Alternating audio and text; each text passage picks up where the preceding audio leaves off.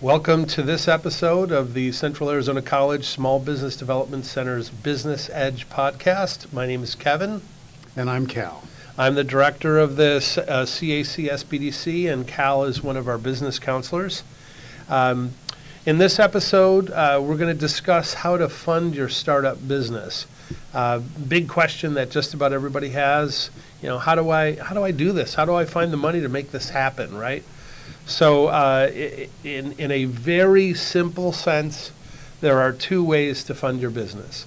Either your own hard-earned money or what we affectionately refer to as OPM, other people's money. Other people's money. Yes. I always think of, whenever I think of that, I always think of boats. You know, boats are expensive, so other people's boats are really good too, you know, that kind of thing. Other people's vacation houses and stuff like that. Anyways, other people's money. And there are three kinds of OPM, other people's money. There's friends and family, financial institutions, and then grants. Let's talk about grants. That's easy. Go ahead and start with grants. Go ahead, Cal. Go ahead, start with that one. All right, so everybody knows grants are free money. You don't have to pay it back. And they grow on trees. Yes. We get people all the time coming in going, I want a grant. I want a grant. Why? Well, because you don't have to pay it back. Okay. Unless you're in the tech or bio business, good luck getting any grants. Right. So I always turn my computer around and I go to grants.gov. That's where the government puts all their grants there. Now, there are private grants, like maybe a foundation puts a grant up. They don't show up here, but the government grants show up here. And then I click on some. You can search by keyword, find out what's out there. They're always very disappointed that the grants are for somebody who's going to do a research project on why people get gray hair. Well, that has nothing to do with the business I want to start. And the truth of the matter is, grants are hard to come by. Sure are. So I don't count on grant money to start anybody's business. Yeah, I've been doing this for a while now, and I have yet to find free money to start a business. Unless, as you mentioned, if you're in biotech or in tech, there are some monies available for those kinds of startups. But for most or nearly all other businesses, I'm sorry, it'd be wonderful, but those grants simply don't exist. And as we say in Espanol, buena suerte, mi amigo o mi amiga. You know what that means? Sprechen Sie Deutsch? That's German. No, it means good luck, my friend. Yeah. There just aren't grants out there to start businesses. All right. So Kevin, I did tell him about grants.gov. There's another website that if you're interested in grants and want to check it out, it's sbir.gov. And you can look at those places and find out what grants are available. Very good. All right. The second kind of other people's money is friends and family. Friends and family. If you got a grandma that loves you, she'll lend you money. Man, she's really got to love you. Really got to love you. You've heard the advice, if you're going to hit up your friends and family, to avoid it like the plague, right? Well, that's what they say. But Kevin, if you really have a good business idea, wouldn't you want to invite your friends and family in? Absolutely. It better be a darn good idea with a really good plan. Absolutely. And a unique selling proposition, right? We've talked about this before. Competitive advantage, all of those things. But yeah, if you got a great idea, why wouldn't you involve your friends and family so that they could enjoy the profits of that business as well? Well, there is one super important caveat on all of this with friends and family, and that is you better make sure to have proper agreements when you do this. You need things in writing, yes. Right? Detailed writing. Detailed writing. Because if things go south, and let's be honest, they sometimes do. Sure. You better have that stuff in writing to be able to take care of things correctly. Right. All right. So we've had grants, friends and family. What's the third way of other people's money? Well, let's keep with the F's. How about financial institutions, banks, private equity, venture capital. We hear those terms all the time. Right. Great place to start. However, truth of the matter is these financial institutions are in business to make a profit. They're not in business to take a risk and help you start your business, which a lot of people are not happy about. So they're going to look at your business plan in great detail, and they're going to say, does this make sense? They're going to look at the financial projections you have and say, will we get paid back? And then they're always going to say, we think these financial projections are high. What happens if we drop them down? Then are we going to get paid back? So you need to be realistic about it, and your projections and your whole business plan need to be realistic. Yep, absolutely. And when anytime you're going to work with a financial institution like a bank, there are going to be, in almost every case, there are going to be a couple things that must be true. Certainly, you're going to have good credit, whether that's the business credit, or if you're a startup and you hadn't done anything ever before, your own personal credit, of course. But they're also going to ask for a couple of other bits. Number one, they want you to have some skin in the game, and by that. Seriously, I just can't ask him for a loan and they'll give me money, start my business? Oh, sure, here's our money. Well, they actually, believe it or not, they care about their money as much as you do. Oh. Maybe even more so. But they want you to have some skin in the game. And what that means is you're going to have to, in lending terms, do what's called owner injection or owner's investment, whatever they may call it. But you're going to have to come up with some cash. Think of this as the down payment on a mortgage, where typically you got to come up with 20% down for your mortgage. That's often just about where they want you to have. They want you to be able to put down about 20% in cash on the loan. Okay, so I put 20% down on my house. I put 20% down on my business, but when I get a mortgage, I've got some collateral. That's right. You have some asset there, right? Well, the other thing is these lenders typically also want you to have collateral to help guarantee the loan. So it's not just the owner's injection or cash injection. It's also collateral to guarantee the loan to make sure that they're protecting their investment, in other words. Yeah, and it's important to know that these financial institutions, they do want a return. They want their money back. And in fact, I had somebody in just last week, and I asked why they weren't putting their money in. He said, well, it's too risky. I don't want to lose my money. And I said, well, the banks also don't want to lose their money. The bank feels the same way. Yeah. I'm sorry, that's the way it goes. And some folks, I think, go into this thinking, well, it'll be like a mortgage, right? I just need to come up with the down payment, and then I need to prove I can pay it back. Well, it's more involved than that. It's not about how much your income is to support that monthly payment. There is more involved here. It really does take a lot of planning to create the business plan, to create the forecast, the pro forma, all of that, so that you can actually, in essence, convince the lender that you're good for the money. Man, you just said a whole bunch of things that scare me, Kevin. Pro forma.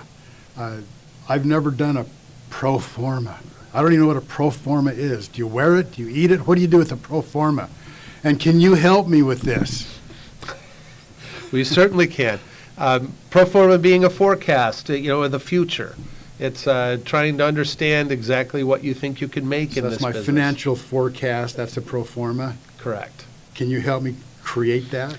Here at the Small Business Development Center at Central Arizona College, we have tremendous tools to help you to be able to do this. And always remember, all of our services are at no cost to you. So we can get you into a incredible business planning product that the forecasting tool within that product is worth its weight in gold. It's incredible. So yes, we can help you do all that. All right, Kevin, I got to be honest with you. I don't think banks can lend me money. What am I to do? Well, you can try to raise capital. Okay, right? That's what you call OPM, other people's money? I sure would. That's what I want to do. That's what I want to do. You want other people's money. Of course you do. Well, there are two ways of raising capital for your business using other people's money. First is equity. The other is debt. So Okay. why don't you address the equity side of things? Well, equity is where, in exchange for money coming into your business, you give them ownership of your business. Now, how you divide that up, that can be discussed and negotiated. Is that a loan? That's not a loan. All right. If the business goes south and you lose everything, they walk away from their investment. They lose their money too. They lose their money too. The second one you mentioned was debt, and that is a loan, where they loan you the money, they expect to receive that money back with some interest. And that can be negotiated. So maybe the first year, the loan payments are very low with very little interest. Second year, it ratchets up. Third year, even more. So you can do whatever you want to there. But you've got to put that money in there, and they will get paid back with interest. What happens if the business goes south? You have to close the doors. Well, they may lose out. If they're semi-intelligent, they got you to personally guarantee that, then you're still on the hook for it. Sure. So in review there, you've got two different ways of raising capital using other people's money. You can go the equity route, which is, in essence, you're giving a percentage of your business to another person, entity, whatever that might be. You're saying, for this amount of money to come into my business, for us to get rolling, for instance, we're going to provide you 25% ownership in the business, right? That's equity. Right. And again, the other side of that is the debt issue. That's basically going out and getting a loan from someone that you have to pay back. The equity you're not paying back. They have just basically purchased a piece of the business. With debt or a business loan, of course, you're required to pay that back. And with debt, that kind of brings us back to the other side of the coin. There's either other people's money or your money. So this kind of brings us back to your money, which, quite frankly, that's the way how almost every startup is funded. Yes. And Yep. initially gets rolling, is through the owner's own investment, their own money to do that. Yeah, we see people leverage their home. So take a home equity loan or home equity line of credit and start their business that way. Yep. They might take their savings and pull some money out that way. You bet. Helped a gentleman use his retirement plan to start his business. Actually, he bought a business using his retirement plan. I used some of my retirement plan when I moved to a big studio. I needed extra capital, and I decided to fund it myself, and I rated my retirement account. And you don't have to raid your retirement plan. There's Yeah, that's a probably a program poor way out to there say that you it. can just kind of use You borrow it and pay yourself back. Right. Yeah. Yeah. So yeah, that was a bad use of terms there, but leveraging your retirement plan is a great way to do it. And then, The worst one of all, yeah, the dreaded, credit cards. yeah. Sometimes it can be the way to get it rolling. I'm sorry, it can be. These days, that's typically going to be a very expensive way to do it. Interest rates on credit cards now are in the 20s, high 20s, some in the low 30s. So, but sometimes, hey, you need 10 grand to get rolling. You got a credit card with a $15,000 credit limit. Well, let's leverage it quick. Let's get it rolling. Let's start generating some cash and start paying that down. And the truth of the matter is, if you do have a good business plan and your projections show here's what you need to do, oftentimes you can look at that and go, it's really not a risk. We've already looked at the risk. We've mitigated that risk. This is a go. Absolutely. So, again, there are two main ways to think about funding your business, either your own money or other people's money. Somehow or other, however, you will have your own skin in the game, whether it's your own money or the down payment, the owner's investment, the injection of cash that you'll have to do if you're actually going out for a loan. Or if you go the equity route, you're still giving away a piece of your business. Somehow or other, you're going to have some skin in the game. Yeah, we had worked with a person who was starting up a consulting business. And he said, I don't need any capital.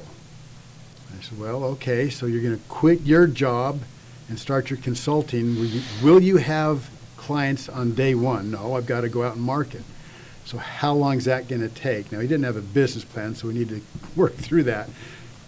All of a sudden, you realize it's going to take probably 3 or 4 months before he'd even have his first client, and then maybe a month after that before they sent him a check for the work he'd done.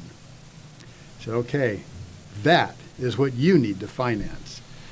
And so he just pulled out his credit card and used that to get his family through that first 3 to 4 months. And it did work. Yeah. Every business really, except for a tiny percentage of businesses, there is going to be a ramp up. It's Yes. just that simple. You're not, on day one, you're not going to be at 100% capacity of sales. Right. It's just that simple. You are going to ramp, and it's very important to build that ramp into your plan. In the old days, we used to call how much you're going to spend, how much before you actually start to make any money. We used to call that the burn rate. I don't know if that's still a term that's used. That's but your runway, and then your burn rate, how fast you're going through that runway. So exactly. absolutely, yes. It's important to know and to be very realistic about how much is this really going to cost me until we're finally starting to, one, break even. That's a wonderful day, by the way. But the better day even than that is when we finally start to show a profit. But you do have to be prepared for some burn. You are going to burn some cash no Yes. matter what. I don't see any way around it. Really, the bottom line here is nearly every business starts with the owner's hard-earned money. It's just that simple. Folks think there's money growing on trees out there for grants and all the other things. It's just not the case for nearly every situation. No, in fact, I had somebody talk to me about venture capitalists. Well, what about using a venture capitalist? I got a great idea. Well, in almost every one of those cases, that great idea is followed up by the people doing it themselves, creating the product, maybe either coding something and having something they can show the venture capitalist. All that time coding and putting things together, that is their investment in the business. So once again, it just doesn't happen. Nobody walks up to you and says, in addition to being extremely good looking, I like your business plan, here's a check. They're going to want to see that you've got something in the game. You're absolutely right on that, Kevin. Yeah, and if you're thinking of building an app, say for instance, you've got to create a working, what's called an MVP, a minimal viable product that we used to call that back in the day proof of concept. Right. But that takes money, and in almost every situation, that's going to be your own money one way or the other. Yes. So, anything else we should add there? I think we pretty much covered it. I'd say that we can help you. There's other ways to look at this. This is a general overview. If you want to get investors, we can help talk about different ways to structure it, things to look at, things to consider.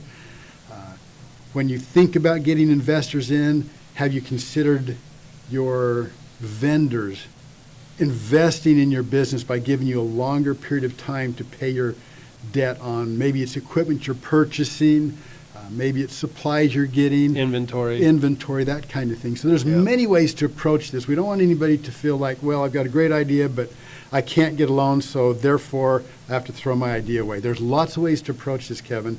We just kind of gave an overview. If you come in Sure. and visit us, we can get into more detail. Yeah, that's what we're here to serve you and to help you realize your dream of business ownership. So with that, I'd like to thank you for joining us here today. This has been the Central Arizona College Small Business Development Center Business Edge podcast. You can find more of this at our YouTube channel, our Facebook page, or please visit our website at centralaz.edu/SBDC. You'll see that on the screen there. You go there, you click on the request counseling button, and we'll be in touch to help you realize your dream for that bit. So thanks very much for joining us. My name's Kevin. And I'm Cal. And this has been the Central Arizona College Small Business Development Center Business Edge podcast. And here's to your ultimate success.